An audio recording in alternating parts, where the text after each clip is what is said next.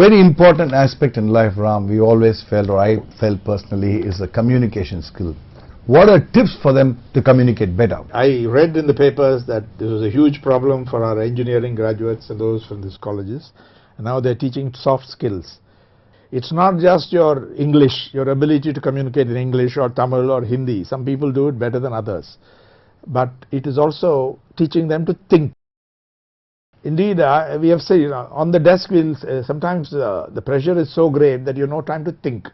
So think, analytical skills, thinking skills, reflection, taking the time to think as an activity on something, focusing, these are important things. So they make a difference to communication.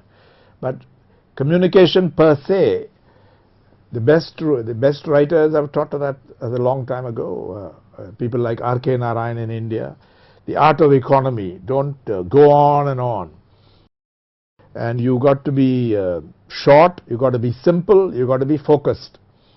Of course, sometimes we have to go on and just to fill the time. It happens on television, it even happens in the press. But nothing that is so effective, something that can hold attention, it has to be simple. You got to think of certain issues. In journalism, we say, don't try to cover everything. You can always come back to it. Former editor, my uncle G. Kasturi, used to tell us, because if you want to cover everything, you want to be comprehensive in an editorial, it's impossible. Okay. A, it'll be superficial. B, you won't have the space.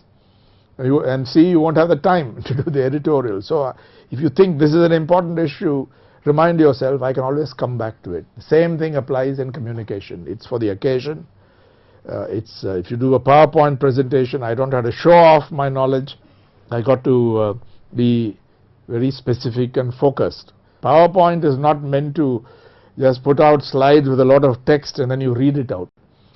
You got to add value to it. If there's something there and you need text should be short, you got to not read it out, assuming that nobody else can read it, and it's very, very boring. People go to sleep. I know that. This has become the industry standard, that on the one hand, people are asked to listen and then also see that what they can see perfectly, they're listening, and they get very distracted or bored. So you got to comment on that.